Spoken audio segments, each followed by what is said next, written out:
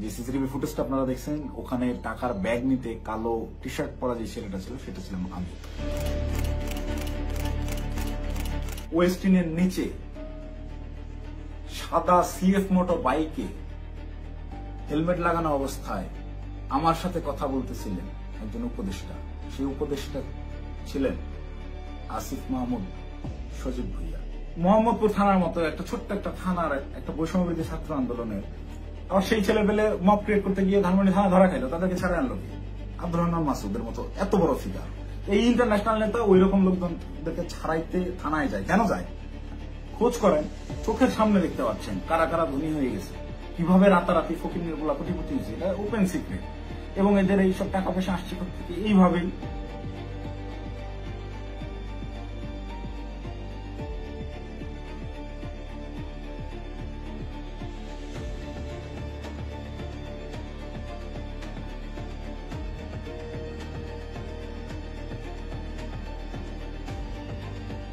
আসসালামু আলাইকুম, আমি জানে আলম অপু। সম্প্রতি গুলশানে বরিশালের এই যে নারী এমপির বাসায় চাঁদাবাজির যে ঘটনার ভিডিও ফুটেজ ভাইরাল হয়েছে, যে সিসিটিভি ফুটেজটা আপনারা দেখছেন, ওখানে টাকার ব্যাগ নিতে কালো টি শার্ট পরা যে ছেলেটা ছিল সেটা ছিলাম আমি। আপনারা এই একটি সিসিটিভি ফুটেজের মাধ্যমেই দেখেছেন যে বৈষম্যবিরোধী ছাত্র আন্দোলনের সমন্বয়করা চাঁদাবাজিতে জড়িত। আপনাদের যে সমন্বয়করা গত বছর আন্দোলনে আপনাদের কাছে মহানায়ক ছিল, তারা হয়ে গেল চাঁদাবাজ। কিন্তু আমার কিছু প্রশ্ন আছে। আপনারা কি জানেন যে এই যে টাকা নেওয়ার যে ফুটেজটা, এইটা সকাল 9টা থেকে 10টার ভিতরকার সময়ের মধ্যে, তার ঠিক কয়েক ঘন্টা আগে ভোর 5টার সময় ওই জোনের ডিসি ওসি সবাইকে অবগত করে একদম অফিসিয়াল প্রসেসে আইনিভাবে আইন শৃঙ্খলা বাহিনী অর্থাৎ পুলিশ বাহিনীকে সাথে করে নিয়ে স্বামীর সেই বাসায় আমরা অভিযান চালাই।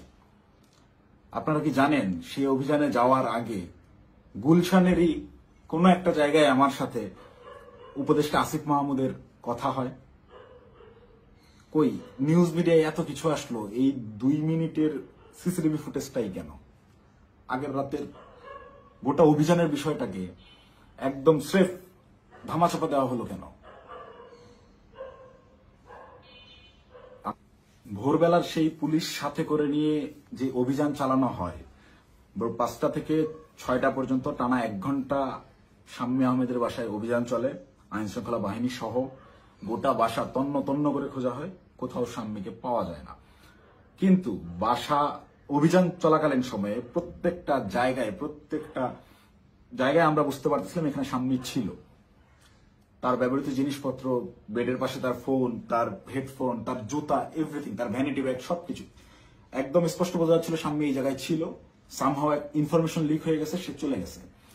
তো যেই 2.5 মিনিটের সিসিটিভি ফুটেজ ভাইরাল করে আমাদেরকে রাতারাতি হিরো থেকে একদম ভিলেন বানানো হলো, যারা এই কাজটা করলো তাদের কাছে আমার অনুরোধ থাকবে এবং চ্যালেঞ্জ করব আমি, যদি সৎ সাহস থাকে আগের রাতের সিসিটিভি ফুটেজটা আপনারা ফাঁস করেন, দেখি কে ফোন করছে, কার কলে, কিভাবে শাম্মীর বাসা থেকে বেরোইছে, এবং আইন শৃঙ্খলা বাহিনীর সাথে আমরা যে অভিযানে গেলাম সেখানে আমাদের ভিতর কি কি কথা হয়েছে।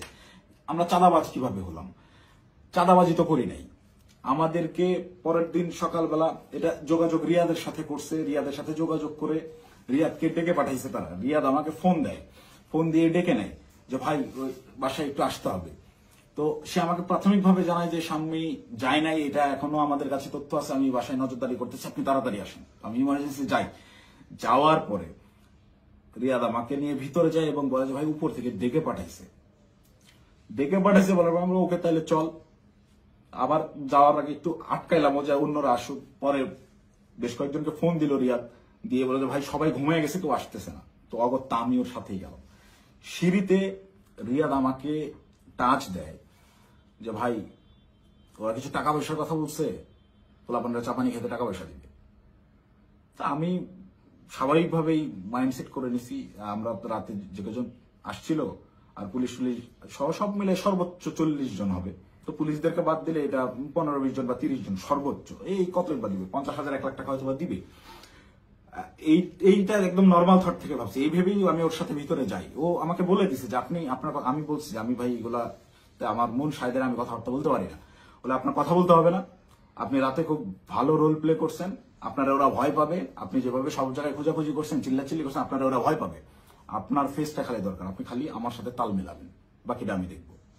তো আমি যে গেছি তার সাথে একটু আমার ভিতরেও ওই সময় হয়তো লোভ আসছে, আমি নিজেকে কন্ট্রোল করতে পারিনি, বা ওই মুহূর্তে সঠিক ডিসিশনটা কি হবে আমি নিতে পারিনি। খুব ইনস্ট্যান্ট সিঁড়িতে উঠতেছি আর 2 ধাপ গেলে আমি বাসার দরজায় চলে যাবো, এতটুকু সময়ের ভিতরে আমাকে সিদ্ধান্ত নিতে হয়েছে। তো এটা আমার ভুল সিদ্ধান্ত হয়তো বা ছিল। ভিতরে গেলাম, গিয়ে বসলাম। বসার পরেই ওই স্বামীর হাজবেন্ড এসে 5 লাখ টাকার অফার করে যে আমি তোমাদেরকে 5 লাখ টাকা দিচ্ছি, তোমরা যারা ছিলে তোমরা চা পানি খায়ও, আমরা শান্তিপ্রিয় মানুষ, আমি সারা জীবন চাকরি করছি, কোনো রাজনীতি করি নাই, চাকরির রিটায়ারমেন্ট শেষে এখানে আছি, রেস্ট করতেছি, এই বয়সে এসে আমাদেরকে আর তোমরা হয়রানি করিও না, আমি কোনো রাজনীতির মধ্যে নাই, তা আমাদেরকে একটু শান্তিতে থাকতে দাও। এবং উনি আরো একটা প্রশ্ন করেন যে আমাদের তথ্য তোমাদেরকে কে দিছে, তোমরা কিভাবে জানলা যে আমরা এখানে আছি। এই 2টা বিষয় উনি জিজ্ঞেস করেন। একটা হচ্ছে অনুরোধ করেন ওনাদেরকে ডিস্টার্ব না করতে, আরেকটা হচ্ছে ওনারা যে এই বাসায় আছেন, স্বামী যে এই বাসায় থাকেন বা ওনারা এই বাসায় আছেন, এই তথ্যটা কে দিছে। এই 2টা ইসের বিনিময়ে সে 5 লাখ টাকা দিতে রাজি হয় এবং আনতে চলে যায় এখন, যে তো আমি তোমাকে 5 লাখ টাকা দিচ্ছি, তোমরা এটা নিয়ে যাও। দেন রিয়াদ রেসপন্স যেটা করে, রিপ্লে করে, সেটা শুনে আমি রীতিমতো আকাশ থেকে পড়ছি। ও একরকম ঝাড়ি মেরেই বলে আমি চ্যালেঞ্জ করতেছি, এই আমরা যতক্ষণ ছিলাম গোটা সময়ের ওই প্রায় আমরা 15 থেকে 20 মিনিট ছিলাম, গোটা টাইমের সিসিটিভি ফুটেজ তারা ফাঁস করুক। আমার এই ভিডিও যে সাংবাদিক ভাইরা দেখবে, আপনারা ওই বিল্ডিং আবার যান, বিবিসির সাংবাদিকরা তো আগের বার বেশ কয়েকটা ফুটেজ বের করছেন সিঁড়ি দিয়ে ওঠা নামার, আপনারা কেন সাউন্ড দেন নাই আমি জানি না। আপনারা এইবার যদি যান গোটা ফুটেজটা ফাঁস করেন, এটা আমার অনুরোধ থাকবে। তাহলে ভাই আমি একটু বাঁচি। আমাকে যেভাবে আপনার এই চাঁদাবাজ হিসেবে পরিচয় করাইলেন, ডেকে নিয়ে ভাই টাকার ব্যাগ হাতে ধরাই দিছে, চাঁদাবাজি করতে যাই নাই, জীবনে চাঁদাবাজির কোনো রেকর্ড নেই, খোঁজ নিয়ে দেখেন, গোয়েন্দা লাগান, এভরিথিং। 1 টাকার অবৈধ সম্পদ কোথাও অর্জন করছি কিনা চ্যালেঞ্জ করবো, কেউ বের করতে পারবে না। এবং সর্বোচ্চ চেষ্টা করতেছে বর্তমান এই রাষ্ট্রযন্ত্র, সর্বোচ্চ চেষ্টা করতেছে আমাকে ভিলেন বানানোর। আমার বিরুদ্ধে কোনো এভিডেন্স পাচ্ছে না, এরকম কোনো কাজে আমি কখনোই ছিলাম না, আমাকে ডেকে নিয়ে জাস্ট ইউজ করা হয়েছে। যাই হোক, ওই প্রসঙ্গে আপাতত না যাই, ঘটনায় ফিরি। এখানে রিয়াদ রিপ্লেতে বলল যে কিসের 5 লাখ, 1 কোটির নিচে কথাই হবে না, আপনাদের মানে সব বাঁচাই দিলাম, আত্মীয় স্বজনের কাছে কালার খাইতে হইল না, জেল খাটতে হইল না, কোনো কিছু করতে হইল না। আমি ভাই রীতিমতো 1 কোটি টাকার কথা শুনে হয়েছি যতটা, তার চাইতেও বেশি হয়েছি। অকপটে বলতেছে যে আপনাদেরকে জেল খাটা লাগলো না, কিছু না, আত্মীয় স্বজনের কাছে মানহানি হলো না, মিডিয়া হইলো না, কোনো কিছু হইল না, এটার বিনিময়ে শুধু 5 লাখ। তখন একরকম মাথা ধরে উঠছে আমার যে এইটা কি তাহলে প্ল্যান ছিল। আমি ওই তখন থেকেই রাতে বিভিন্ন ক্লু পাচ্ছিলাম যে স্বামী বাসায় ছিল, তখন আমার মাথায় খেলে যে এটা কি আসলে প্ল্যান ছিল। তাহলে কি প্ল্যান করে স্বামীকে এরা সেফ এক্সিট দিছে, এবং সেফ এক্সিট দেওয়ার বিনিময়ে এখানে কোটি টাকা নিতে আসছে। মাথায় যখন প্রশ্নটা ঘুরপাক খায়, আমি ওখান থেকে একটু উঠে চলে যাই যে আমি এইসব টাকা পয়সার ডিলিং আমি থাকবো না। তখন আবার আমার মাথায় এইটা খেলে যে আমি তো রিয়াদের সাথে আসছি, রিয়াদ আমার সহযোদ্ধা, সে আমার পূর্ব পরিচিত, তাকে এখানে একা রেখে আমি কিভাবে চলে যাই একটা আওয়ামী লীগের এমপির বাসায়? একে তো গুম করে দিতে পারে বা এর যে কোনো বিপদ হতে পারে। ওর সেফটির কথা চিন্তা করে ওকে আমি একা রেখে চলে গেলে ওর বিপদ হতে পারে, এই চিন্তা করে আমি আবার ব্যাক আসি না। যাই হয় হোক, আমাকে রিয়াদকে নিয়ে যেতে হবে, অ্যাটেনেও রিয়াদকে আমাকে তাড়াতাড়ি এখান থেকে বের করতে হবে। তো ওই ওদের কথা, ওরা বার্গেনিং চালাতেই আছে। ওটা 1 কোটি থেকে 50 লাখে নামে, 50 লাখের থেকে ওই 50-50 করবে, 25 এখন নেবে, 25 করে বিভিন্ন রকম বার্গেনিং করতে থাকে। গোটা সিসিটিভি ফুটেজ দিলেই আপনারা দেখতে পাবেন। তো আমি যত ফাস্ট করা যায় এখান থেকে বেরোতে পারলে পারছি। তো আমি রিয়াদকে বারবার কানে কানে বলতেছি তুই এরকম পাগলামি করিস না, তুই থাম। রিয়াদ আমাকে বারবারই বলে আপনি চুপ থাকেন, দেখেন আমি কি করি, আপনি চুপ থাকেন, আমি দেখেন কি করি। তো আমি সাহস আর পাচ্ছিলাম না। উনি একটা সময় করলেন কি, পাশের রুমে গেলেন, পাশের রুমে গিয়ে কাউকে একটা ফোন দিলেন, সর্বোচ্চ 30 সেকেন্ড বা 1 মিনিট পরে একটা লোক আসলেন, এসে বেল চাপলেন, দরজা খুলতেই বাইরে থেকে একটা টাকার ব্যাগ দিল, টাকার ব্যাগটা নিয়ে গেটটা লাগাই দিলেন। ওই টাকার ব্যাগটা সোজা এনে আমার পাশে উনি রাখলেন, আমার পাশে ছোট একটা টেবিল ছিল, রাখতেই এই পাশ থেকে রিয়াদ আমাকে বলতেছে আপনার তো কাঁধে ব্যাগ আছেই, তাহলে ওটা ব্যাগে ভরে ফেলেন। তো আমার ব্যাগের ভিতরে খাবার ছিল, আমি সারা রাত ধরে জেগেছিলাম, এখানে অভিযান চালাই বাসায় যাচ্ছিলাম, খাওয়া দাওয়া করিনি, সকালে খাওয়ার জন্য খাবার কিনছি, খাবারটাও খাইতে পারিনি। এই খাবারটা বের করে রেখে টাকাটা ব্যাগে বললাম ভরে আমি রিয়াদকে বলতেছি চল উঠি। রিয়াদ তখন নতুন আবার কাহিনী শুরু করলো যে না, এই 10 লাখ টাকা নিয়ে যাওয়া যাবে না। সে তখন বিভিন্ন ইনে বিনে আরো টাকা দেন, আপনি টাকা লাগলে ম্যানেজ করেন, সে টাকা ছাড়া উঠবেই না। তাকে একরকম অনুরোধ করে আমি এই জায়গা থেকে তুলি যে ভাই তুই আর ঝামেলা বাড়াইস না, তুই চল, আর তুই যদি বেশি ঝামেলা করিস তাহলে আমি এই টাকার ব্যাগও ফেলাই আমি চলে যাই, তুই একা হ্যান্ডেল করবি। কারণ এখানে টাকা পয়সা এরকম তুই কোটি টাকা নিবি এটা আমাকে বলে আনস না। এটা যদিও আমি বাইরে এসে বলছি লাস্টের লাইনটা। রিয়াদও দেখি আমি যখন বলছি আমি চলে যাবো তোকে ফেলে, তখন রিয়াদ একটু ভয় পেয়েছে এবং রিয়াদ আমার পিছে পিছে চলে আসে। তো বাইরে আসার পরে রিয়াদ আমার সাথে একরকম প্রচন্ড রাগারাগি শুরু করে যে দেখুন আপনি কি পাগল নাকি, আপনার জন্য হইলো না, আপনি মাত্র 10 লাখ টাকা নিয়ে চলে আসলেন কেন। আমি ওরে উল্টা ঝাড়ি মারতেছি, বেটা তুই পাগল নাকি, একটা মানুষের বাসায় গিয়ে ওখানে ক্যামেরা আছে, এই সবকিছু আছে, একটা মানুষের বাসায় মানুষ কি কোটি টাকা ঘরে রাখে, তুই একজন মানুষের বাসায় যে আন্দাজে বলতেছিস আমাকে 1 কোটি টাকা দিতে হবে। লোক বলতেছে টাকা নাই, তুই বলতেছিস ম্যানেজ করে এনে দেন। এটা তো পাগলামি ছাড়া কিছুই না। তুই কি অন্ধ হয়ে গেছিস, তোর কি বিবেক বুদ্ধি নাই হয়ে গেছে টাকার লোভে। ভাই ভাই তো আমার 1 কোটির কথাই বলে দিছে। আমি মানে প্রশ্ন যে করব কোন ভাই, এটা প্রশ্ন করার আগে দেখি রিয়াদের চোখ মুখ শুকায় গেছে। মানে সেও আতঙ্কিত, তাকে 1 কোটির কথা বলে দেওয়া হয়েছে।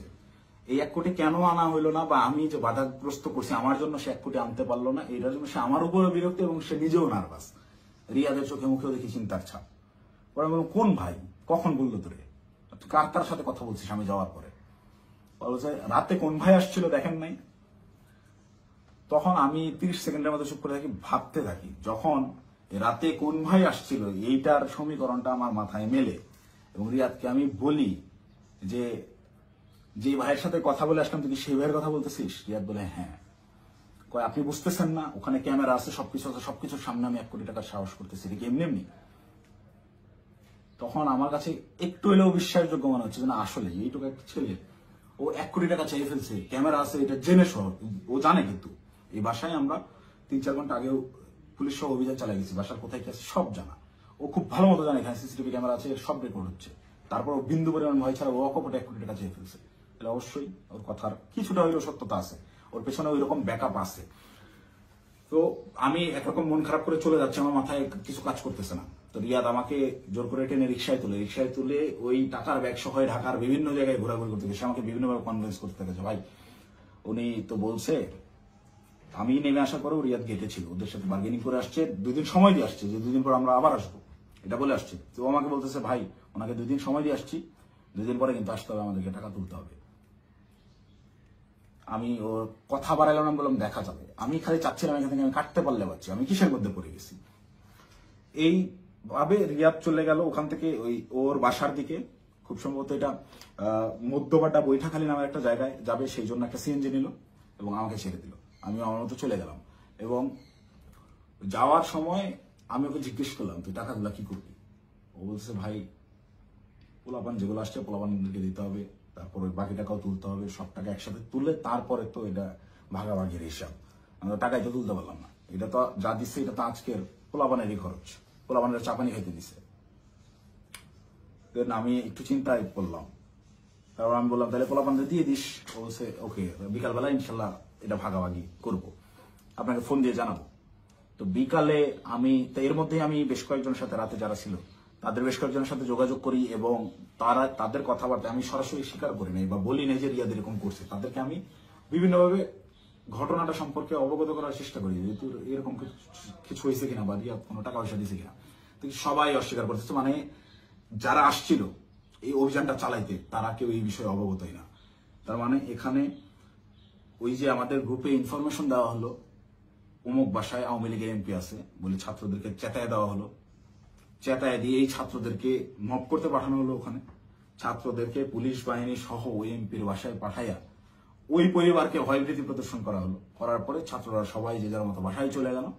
তারপরে চাঁদাবাজের দল চাঁদাবাজি করতে আসলো। ঘটনা এইটাই। এখান থেকে মাঝখান থেকে সাধারণ ছাত্ররা ব্যবহৃত হইল। এই ব্যবহারের তালিকায় সেদিন আমিও পড়ছি, আমিও ব্যবহৃত হয়েছি এবং বিভিন্ন সময় বিভিন্ন ঘটনায় এরা এইভাবে বিভিন্নভাবে ছাত্রদেরকে ব্যবহার করে এইসব করে। তারপর বিকালবেলা রিয়াদ আমাকে ফোন দেয়, ফোন দিয়ে ডাকে হচ্ছে রামপুরায়। তো এমনিতেই আমি হাতিরঝিলে যেতাম, তারপরের দিন আমাদের বেসরকারি বিশ্ববিদ্যালয়ের প্রোগ্রাম হাতিরঝিলে, সেই প্রোগ্রামের বাস্তবায়ন কমিটিতে ছিলাম, ভেন্যু পরিদর্শনের জন্য যাওয়ার কথা। এমনিতেই যাইতাম, তো ওর কথা শুনে আমি একটু হাতিরঝিল থেকে আগায় গেলাম রামপুরার দিকে। তো ওর সাথে যখন যাই সে আমাকে বিভিন্নভাবে কনভিন্স করার চেষ্টা করে যে ভাই আপনি অপ্রস্তুত হয়ে পড়ছেন এটা বুঝছি, কিন্তু এটা এভাবেই হয়, এরকমই আপনি বলার জন্য আপনি জানেন না। সে আমাকে ইনে বিনে বিভিন্নভাবে প্রলোভন দেওয়া শুরু করে যে আপনি এ যাবত আপনি কয় টাকার মালিক, আপনি কয় টাকা কামাইছেন। দেন আমি ওকে ডিরেক্ট বলি যে ভাই এই মাসে আমার সেমিস্টার ফাইনাল পরীক্ষা গেছে, আমি টিউশন ফি দিতে পারি না, জন্য পরীক্ষা দিতে পারিনি। আপনার জায়গায় যদি আমি থাকতাম, রিয়াদ সরাসরি আমাকে বলছে, আপনার ফেস যদি আমার থাকতো, আমি যদি আপনার কেন্দ্রীয় যে পদ, সেই পদ যদি আমার থাকতো, এতদিন আমি কমপক্ষে 20 কোটি টাকা কামাইতাম। রিয়াদ আমার মুখে বলছে আপনি একটা বলো। তো আমার এই কথাগুলো শুনে আরো বেশি খারাপ লাগতে লাগলো যে কি বলে। প্রচন্ড মন খারাপ। আমি ওকে বলি যা হয়েছে বাদ, আমরা হাতি জেলে যাই, প্রোগ্রামের কি অবস্থা দেখি। আমার মূল কনসার্ন আমার আবার সাংগঠনিক কাজে ফেরা। তো হাতি জেলের প্রোগ্রামের ওইটা পরিদর্শন করে ওই জায়গা থেকে সন্ধ্যা হয়ে গেছে। রিয়াদ আমাকে কন্টিনিউয়াসলি পুশিং করে যাচ্ছে। সে আমাকে নিয়ে মহাখালী যায়। মহাখালী ওখানে ইয়ামাহার শোরুম থেকে সে আমাকে একটা বাইক কিনে দেয়। এবং এটা সে প্রায় সময় এরকম হয়েছে যে রাত বেশি হয়ে গেছে, আমি বাসায় ফেরার জন্য সেফ কোনো কিছু যানবাহন পাচ্ছিলাম না। ম্যাক্সিমাম টাইম আমাকে ওই উবার ভাড়া করে যাইতে হইতো। আমি ওদের কাছ থেকে টাকা ধার নিতাম এবং প্রায়শই এটা বলতাম যে আমার একটা বাইক থাকলে খুব ভালো হতো। এইটাকে সে কাজে লাগে, আমাকে একটা বাইক কিনে দেয় সে, আমাকে সাথে করে নিয়ে গিয়ে, এবং সে আমার পিছনে বাইকে চড়ে ঘুরে ঢাকা শহরের বিভিন্ন জায়গায়। এবং পরবর্তীতে পরের দিন অনুষ্ঠানটা শেষ হয় কোনো মতে, 18 তারিখের প্রোগ্রামটা শেষ হওয়ার পরে সে রাত্রেবেলা আমাকে ফোন দেয় যে ভাই 2 দিন তো হয়ে গেল, আমাদেরকে ওই বাকি 40 লাখ টাকা আনতে যাইতে হবে। এটা তো 1 কোটি নেওয়া যেত, আপনি খালি পাকনামি করে 50 লাখ নামা দেন। তখন তো আমি অস্বীকার করি, না ভাই আমি এইসব কাজে আর যাবো না। দেন আমাকে ডিরেক্ট ব্ল্যাকমেল, আপনি ওই টাকা দিয়ে বাইক কিনছেন, আপনার ফুটেজ আছে তো, আপনি বাইক কিনছেন, শোরুমে ডকুমেন্টস আছে, আপনি তো এটার পার্ট, আপনি যে টাকা ভোগ করছেন, আপনাকে তো যাইতেই হবে। তখন আমার মাথা রীতিমতো কাজ করা বন্ধ করেছে যে আমি তো পুরো ট্র্যাপে ফেসে গেছি। আই হাই, বাইকটাই আমি কেন নিলাম, আমার ভোটার আইডি কার্ডটাই ওখানে আমি কেন দিলাম, আর এই হারামজাদার টাকা আমি গেলামই বা কেন। প্রচন্ড রকম আফসোস শুরু হলাম, আমি এই কিসের মধ্যে পড়লাম এরকম ভাবতে হবে। সারা রাত আমার ঘুম হয় নাই। আমার ফেসবুকে গেলে এখনো ওই দিন আমার দেওয়া যে স্ট্যাটাসটা, আমি প্রচন্ড মেন্টাল ট্রমায় আছি। তার আগের রাত, সারা রাত ধরে গত বছর জুলাইয়ের সেই আন্দোলনের স্মৃতিগুলা, এই আমার ভাইদের রক্তাক্ত সেই দেহগুলা, এই গুলি চালানোর দৃশ্যগুলো সবকিছু আমার চোখের সামনে ভাসতে থাকে। আমার ভাই সারা রাত ঘুম হয় নাই যে কি করলাম, কি হচ্ছে, কি এটা কি। মানে আমি পরের দিন সকালে এটা পোস্টও করছি যে আমি প্রচন্ড মেন্টাল ট্রমায় আছি। জুলাইয়ের ওই স্মৃতিগুলো আমার মাথা থেকে যাচ্ছে না, আমার চোখের সামনে ভাসতেছে, আমি ঘুমাইতে পারতেছি না, নিজেকে অসহায় লাগতেছে। এই ধরনের একটা পোস্ট করছিলাম এবং এটা তখন আমার বাস্তব ফিলিংস ছিল। আর উপরে এর আবার রিয়াদের ফোন আসেই, কখন বেরোবেন, কখন আসতেছেন, এই এরকম করতে করতে সন্ধ্যাবেলা আমি বাংলা মোটর অফিসে গেলাম। সেখানে একটা প্রেস ব্রিফিং করা হয় 18 তারিখের প্রোগ্রামে, বেশ কিছু প্রবলেম ছিল সেগুলো নিয়ে। প্রেস ব্রিফিং শেষে রিয়াদ আমাকে বলে উপরে ওয়াটারফল রেস্টুরেন্টে গিয়ে আপনি বসেন, আপনার সাথে কথা আছে। আমি ওয়াটারফল রেস্টুরেন্টে গিয়ে বসি। রিয়াদ সমস্ত ছেলেবেলেকে নিচে নিয়ে গিয়ে চা খাওয়াইয়ে পাঠিয়ে দিছে। পাঠিয়ে দিয়ে সে ওয়াটারফলে আসে এবং আমাকে বলে যে সোজা সাপটা এখন যাইতে হবে, গিয়ে টাকাটা নিয়ে আসতে হবে। আমাকে 2 দিন সময় দেওয়া হয়েছে, 2 দিন পার হয়ে গেছে, আর কোনোভাবে কালক্ষেপণ করা যাবে না, প্রচুর চাপ আসতেছে, আপনি চলেন। তো আমি একরকম চিপাই পড়ে গেছি। ওর কথা শুনে আমি ওই জায়গায় যে রেস্টুরেন্টে বসছি, ওইখান থেকে বের হওয়ার অপশন নাই। তো আমি বাধ্য হয়ে বললাম আচ্ছা চল দেখা যাক। তো এই দিন গিয়ে আমি সর্বোচ্চ চেষ্টা করছিলাম যে কিভাবে এটা এড়ানো যায়। আমি গেটের সামনেই হোন্ডা থামায় ভিতরে ঢুকে দারোয়ানের সাথে কথাবার্তা বলে ওদের উপরে গিয়ে 2টা বেল চেপে আমি খালি ওরা টানতেছি, যারা বাসায় নেই আয়, তুই দরজা খুলবে না, আয় আয়, এই বলে ওকে বের করে নিয়ে আসছি। নিয়ে আসার পরে আবার হোন্ডা টান দিয়ে চলে আসছি। তারপর থেকে ওই দিন থেকে আমি ওর সাথে যোগাযোগ করা বন্ধ করে দিছি। টানা 2 দিন ওর সাথে আর যোগাযোগ করি নাই। ও আমাকে মেসেজ দেয় বিভিন্ন ভাবে, আমি যে টাকা নিছি, আমাকে যে ট্র্যাপে ফালানো হচ্ছে, এইটা বারবার সে উল্লেখ করার চেষ্টা করে। আমাকে মেসেজ করে, ভাই টাকা নিয়ে হারায় গেলেন, খোঁজ নাই কেন। প্রত্যেকটা মেসেজে টাকা শব্দটা মেনশন করে, যেন পরবর্তীতে সেটা স্ক্রিনশট আমার বিরুদ্ধে ব্যবহার করতে পারে, বা আমাকে বোঝায় যে তুমি যে টাকা নিছো এটা কিন্তু এভিডেন্স আছে। আমাকে ব্ল্যাকমেল করার চেষ্টা করে।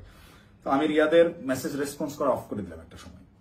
এবং যখন দেখলাম আমি ট্র্যাপে ফেসে গেছি এবং ওরা যা বলে আমাকে তাই করতে হবে, তখন আমি রিয়াদের সাথে সম্পূর্ণরূপে যোগাযোগ করা বন্ধ করে দিই এবং রিয়াদকে বলি তুই যদি আমাকে এইগুলা নিয়ে চাপ দিস তাহলে আমি কিন্তু সমস্ত কিছু ফাঁস করে দেবো, এবং ওই বাসায় তুই যদি আরেকবার যাস, আমি এখনই ওই বাসার লোককে ফোন দিব, সে যেন থানায় বলে রাখে, পুলিশ দিয়ে তোদের যেন ধরায় দেয়, অথবা এই সিসিটিভি ফুটেজ যেন ফাঁস করে দেয়, আমার যা হবে হবে, তোদের এইসব আমি আর মানতে পারতেছি না।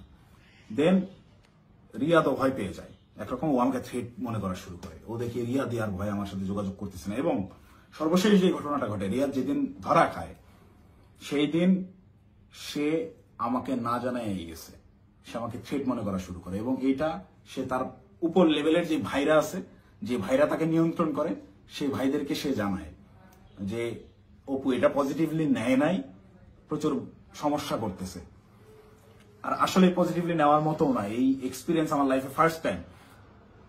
তো রিয়াদ ওই দিন যে গেল আমাকে সম্পূর্ণরূপে না জানায়, এবং আমার কোনো আগ্রহ ছিল না, আমি ওইটাতে যাইও নাই, এবং আমি যাব না জন্যই, ওদের এই ট্র্যাপে আমি আর ইউজ হব না জন্য প্রচন্ড রাগে ক্ষোভে আমি একরকম ওই ফোন টোন সব অফ করে একটু সাইলেন্ট হয়ে যাই, যে আমাকে যেন না পায়। আমার ভালোই লাগতেছে না, আমার বিবেকের তাড়নায় আমার মন চাচ্ছিল আত্মহত্যা করি। মানে আমার কিছু করার নাই, ওরা ব্ল্যাকমেল করা শুরু করছে, আপনি হুন্ডা কিনছেন, এই করছেন সেই করছেন। রিয়াদ যেদিন অ্যারেস্ট হয়ে প্রথমে থানায় গিয়ে প্রথম স্টেটমেন্টই এটা দিছে যে এই জায়গায় চাঁদাবাজি জানে আলম অপু করছে, টাকা জানে আলম অপু নিছে, সেই টাকা দিয়ে সে বাইক কিনছে।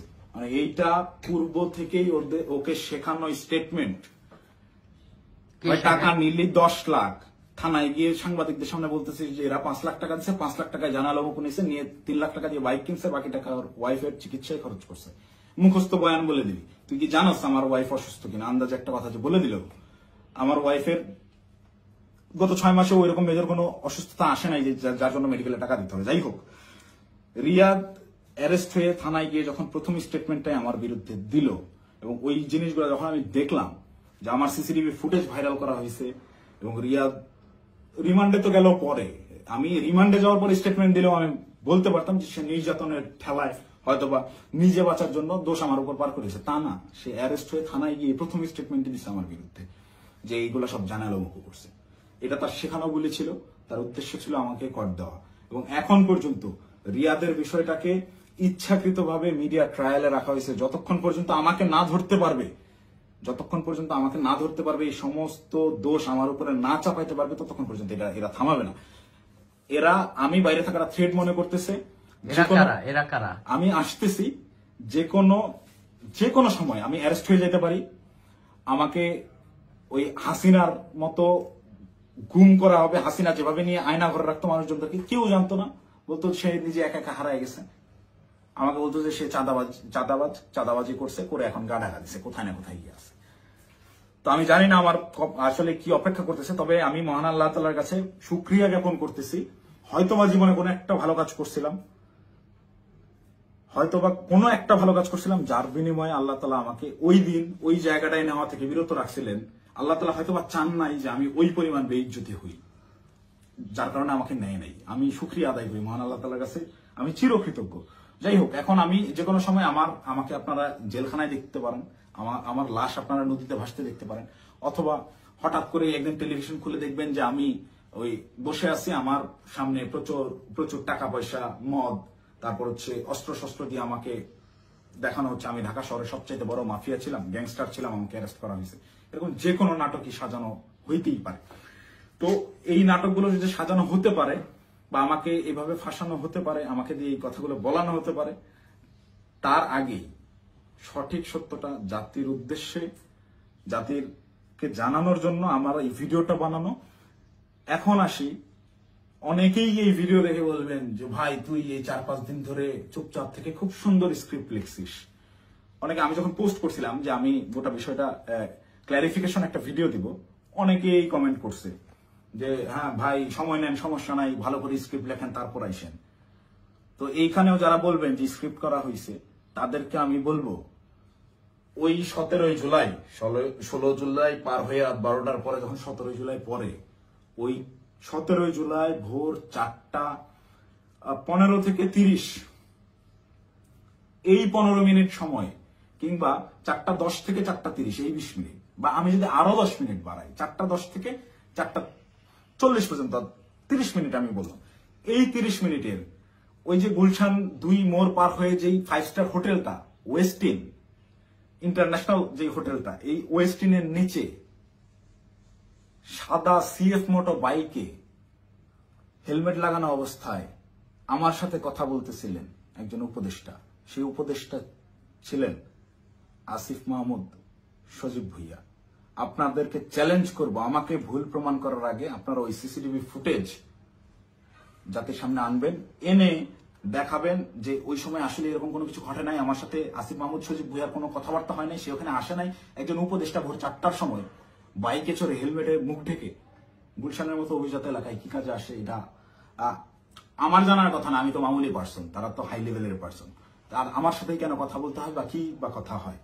এবং ওই যে রিয়াদ বলল রাতে যেই ভাই আসছিল, এবার সমীকরণটা আপনারাই মিলাম যে রাতে কোন ভাই আসছিল, কোন ভাইয়ের সাথে আমার কথা হয়েছে এবং কোন ভাইয়ের কথা রিয়াদ ইন্ডিকেট করছে। শুধু ওই ভাই না, আরো যেসব ভাই আছে সব ভাইরাই এটাতে জড়িত এবং এটা ওপেন সিক্রেট। এই সকল ভাইরা, এই যে আমাদের আসিফ মাহমুদ সজীব ভুইয়া ভাই সেদিন যে সিএফ মোটো বাইকটা নিয়ে আসছে, এই রাত্রেবেলা বাইক রাইডিং করতে সে গুলশানে আসছে, ওই ওয়েস্টিনে 5 স্টার হোটেলে ছাড়া সে বসে না কোথাও। সে ওই গত বছর জুলাইতেও 50,000 60,000 টাকা দামের সেকেন্ড হ্যান্ড একটা স্কুটি চালাইতো, এখন সে সিএফ মোটর চালায়। যাই হোক, এটা চোখের সামনে আপনাদের কে কি করছে, আঙ্গুল ফুলে কলা গাছ কিভাবে হয়েছে। যে সকল ছেলেপেলেরা ওই হলে থাকতে পারতো না ছাত্রলীগের যন্ত্রণায়, বাইরে বাসা ভাড়া নিয়ে থাকবে, বাসা ভাড়ার টাকা থাকতো না, বিভিন্ন রাজনৈতিক নেতাদের কাছ থেকে টাকা ধান নিয়ে থাকতে হইতো, ডোনেশনে যাদের ম্যাচ ভাড়া চলছে তারা এখন ডুপ্লেক্স বাড়িতে থাকে, নিজস্ব গাড়িতে চলাফেরা করে। এটা গোটা জাতি জানে। আমি আসলে এমনিতেই তো আমাকে যথেষ্ট পরিমাণ ট্র্যাপে ফেলানোর চেষ্টা করতেছে। তো আমার মনে হয় যে এই বিষয়গুলো ক্লিয়ার না করে গেলে আমাকে দিয়ে ওরা যে কোনো স্টেটমেন্ট দেওয়া হতো। একটা ছোট্ট ক্লু দিই, রিয়াদের সাথে অ্যারেস্ট হওয়া যেই 4টা ছেলে, এই 4টা ছেলে এই ঘটনার কোনো কিছুই জানে না। এই 4টা ছেলেকে রিয়াদ একইভাবে আমাকে যেরকম বলছে ওই সাময়িকা পাওয়া গেছে আপনি আসেন এই বলে নিয়ে যে ব্যবহার করছে, ওই আমাকে খালি বলছে যে আপনি রাতে অনেক ভালো ভূমিকা রাখছেন, আপনার ফেসটাই আনাফ, আপনারা দেখলেই ভয় পাবে ওরা। ঠিক তেমনই ভাবে এই একটা ছেলে পেলে নিয়ে গেছে যে তোদের কিছু করতে হবে না, তোরা খালি চুপচাপ দাঁড়ায় থাকবি, যা করার আমি করবো। এইরকম কোন একটা প্রলোভন দিয়ে এই ছেলেগুলোকে নিয়ে গিয়ে ফাঁসাইছে। ফাঁসানোর পরে এরা রিমান্ডে গেল। এরা কি হত্যা করছে ভাই? 10 দিনের রিমান্ড কেন লাগবে?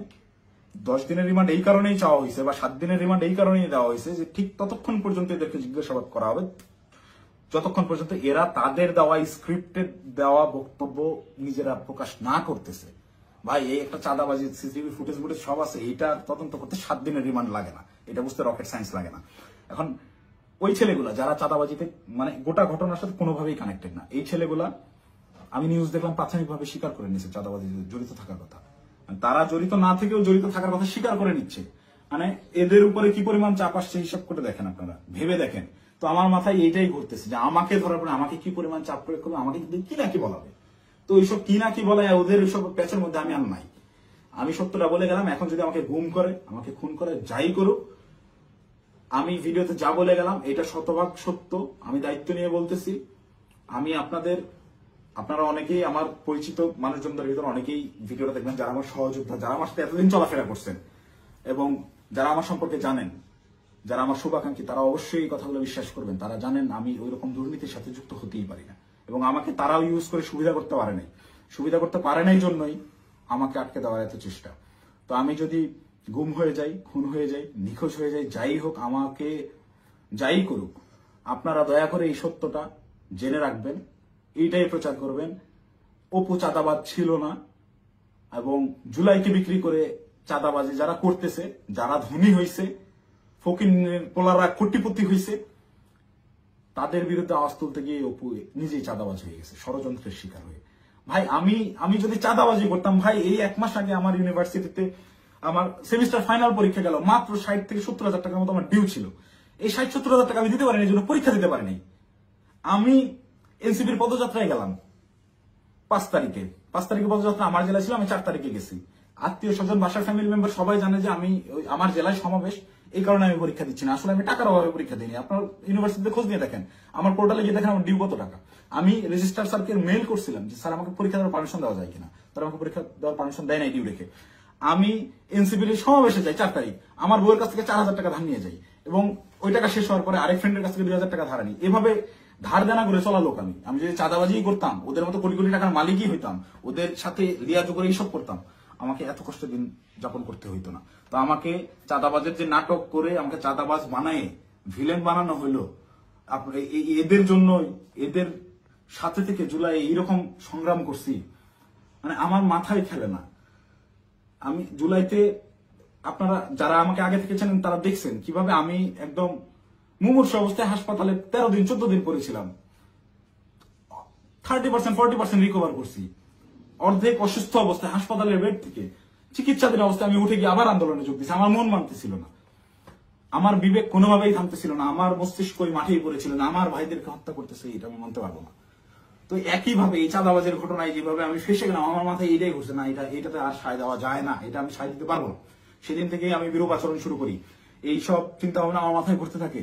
আমি ওই জুলাই যে সংগ্রাম আপনাদের জন্য করছিলাম সেই সংগ্রাম সবসময় জারি রাখবো। আমি কখনো চাঁদাবাজি করি নাই ভাই, ওইটা আমার রক্তে নাই। আমার মায়ের ফোন গত 8 দিন ধরে আমি ধরার সাহস করি না। আমার মামাকে কন্টিনিউয়াসলি ফোন দিয়ে যাচ্ছে। আমার আম্মা আমাকে ওই শিক্ষা দেয় না, আমার বাবা আমাকে ওই শিক্ষা দেয় না। আমি মার ফোন ধরে যে হ্যালো বলবো, এই হ্যালো বলার সাহস আমি করতে পারিনি এখন পর্যন্ত। আম্মুকে আমি হ্যালো বলার পরে উত্তরটা কি দিব? আমাকে আপনারা চাঁদাবাজ বানায় দিলেন ভাই। আমার মাথায় গেল। আমার ওয়াইফ আমাকে ফোন দিয়ে বলতেছে যে আমার হাজবেন্ড চাঁদাবাজি করে, এটা আমাকে দেখতে হইলো। এটা দেখার আমি আত্মহত্যা কেন করলাম না, আমার মৃত্যু কেন হলো না? তুমি দয়া করে এই মুখটা তোমার আমাকে আর দেখাইবা। আমি আমার ওয়াইফের ফোন এখন পর্যন্ত আর ধরার সাহস করি না, ওই যে ফোনটা কাটছি। মানে আমার জীবনটাকে এইভাবে কি যেই লোকজন আমাকে নিয়ে গর্ব করতো, আমার যেসব আত্মীয় স্বজন ভাই ব্রাদার যারাই ছিল, যারা গর্ব করতো আমাকে দিয়ে, তারা দেখে আমাকে নিয়ে উল্টাপাল্টা লিখতেছে ফেসবুকে। যে সকল লোকজন বিভিন্ন রকম কাগজপত্র, অমুকের মামা, তমুকের খালা, অমুকের বউ, এরে ট্রান্সফার, ওরে প্রমোশন, আমার বাসায় কমপক্ষে 100 জন বিশেষ ক্যাডারের সিভি বইরা আছে, যারা আমার পিছে পিছে ঘুরছে, এই কাজ করে ওই কাজ করে দেবো, এইসব লোকজন কোটি কোটি টাকার অফার, এগুলো কাজ আমি করি নাই জীবনে, করে সচিবালয় গিয়ে তদবির করি নাই। এদের কোনো প্রবলেম না। আমার এগুলো আমি বলে রেখে যান, দেখা যাবে হোয়াটসঅ্যাপে মেসেজ ভাই দেখতেছি, পরের দিন থেকে আমি ইগনোর করি রীতিমতো। আমাকে কোনো প্রলোভনে এরা কেউই ফেলতে পারেনি। কিন্তু আপনাকে ভাষা মানে চাঁদাবাজ আপনাকে বানাবে কেন? চাঁদাবাজ বানাবে কেন? এই যে আমাকে ঘটনাটাই সিস্টেমেটিক্যালি রিয়াদ আমাকে ইনভলভ করে ফেললো। রিয়াদ তো আর জানতো না যে আমি এইভাবে রিয়াক্ট করে ফেলবো। রিয়াদ এটা কন্টিনিউয়াসলি করে। রিয়াদের বিরুদ্ধে প্রচুর অভিযোগ। ওর পেছনে শুধু ওর ওই মাঝরাতের ওই ভাই না, আরো অনেক ভাই জড়িত। ওকে অনেক ভাই শেল্টার দেয়। সেসব ভাইদের সাথে রিয়াদের কত ঘনিষ্ঠ সম্পর্ক, তার ছবি আপনারা দেখছেন।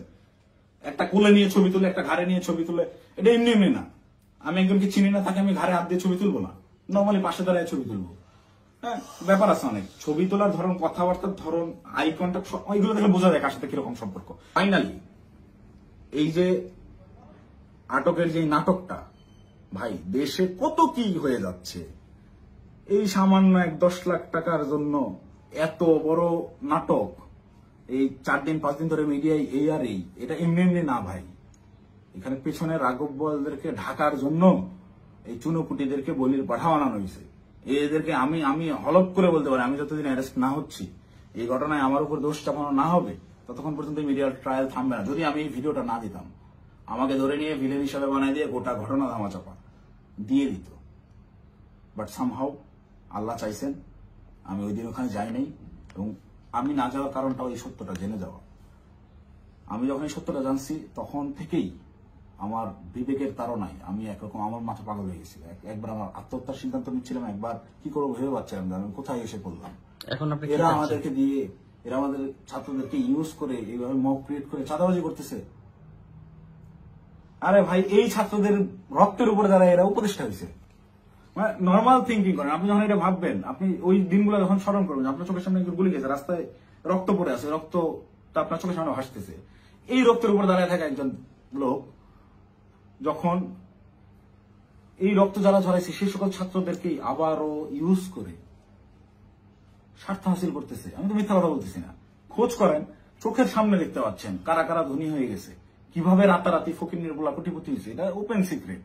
এবং এদের এইসব টাকা পয়সা আসছে থেকে এইভাবেই প্রত্যেকটা গ্রুপ। এই যে মোহাম্মদপুর থানায় আহ্বায়ক গ্রেফতার হইল, মোহাম্মদপুর থানার মতো একটা ছোট্ট একটা থানার একটা বৈষম্যবিরোধী ছাত্র আন্দোলনের আহ্বায়ক, যে ভোলা থেকে উঠে আসছে একটা ছেলে, সবাই মাত্র পলিটেকনিক পাশ করে আসছে, অনার্সে ভর্তি হয়েছে, বিএসসি করতে ভর্তি হয়েছে। এই ছেলে ঢাকা ইউনিভার্সিটিতে পড়ুয়া স্টুডেন্টের কাছে 1 কোটি টাকা চাঁদা চাচ্ছে। আর সেই ছেলে পেলে মব ক্রিয়েট করতে গিয়ে ধানমন্ডি থানা ধরা খাইলো, তাদেরকে ছাড়া আনলো কে? আব্দুল হান্নান মাসুদের মতো এত বড় ফিগার। আব্দুল হান্নান মাসুদ তো এখন ইন্টারন্যাশনাল নেতা হয়ে গেছে। সে একটা সেদিন একটু ইসে দেখলাম, সে বলছে আমাকে দেশের সবাই চিনে, ইন্টারন্যাশনাল নেতারাও চিনে। সে ইন্টারন্যাশনাল নেতা হয়ে গেছে। এই ইন্টারন্যাশনাল নেতা ওই রকম লোকজনদেরকে ছাড়াইতে থানায় যায়। কেন যায়? ওই রাব্বি নাম ছিল ছেলেটার, মোহাম্মদপুরের রাব্বি। ওই রাব্বি যদি কট খায় ওই জায়গায়, আব্দুল হান্নান মাসুদের নামটা ফ্ল্যাশ হয়ে যায়। আব্দুল হান্নান মাসুদকে, ওই রাব্বিকে সেভ করতেই হবে, কিচ্ছু করার নাই। সে মিডিয়ার সামনে ওই জায়গায় তোপের মুখে পড়ছে হান্নান মাসুদ, তাও রাব্বিকে ছেড়ে আসে নাই। পুলিশের সাথে নেগোসিয়েশন করে নিয়েই আসছে রাব্বিকে তারা ছাড়বে না। কিন্তু এই ঘটনাটাই আমি তো ধরা ছোঁয়ার বাইরে ছিলাম। রিয়াদকে তারা সেভ দিলেও আমি তো বাইরে ছিলাম, যে কোনো মুহূর্তে ফাঁস করতে পারি। এই ভয়ের জায়গা থেকে রিয়াদকেও আর বাঁচায় নাই যে দুইটাকেই আটকাতে হবে। আমাকে ধরার জন্য সর্বোচ্চ চেষ্টা করতেছে।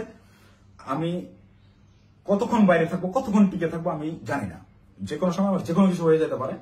তো আমি গোটা জাতির কাছে সত্যটা বলে গেলাম, এবং সেই দিন সিদ্ধান্তহীনতায় হোক কিংবা লোভের বশবর্তী হয়ে হোক, আমি যে ভুল কাজটা করে ফেলছি, রিয়াদের প্ররোচনায় পড়ে ওই জায়গায় বাসায় ওনাদের দেওয়া ওই টাকাটা হাতে নিয়েছি, এইটার জন্য আমি গোটা দেশবাসীর কাছে ক্ষমা প্রার্থী, এবং আমি আমার দোষ স্বীকার করে নিচ্ছি।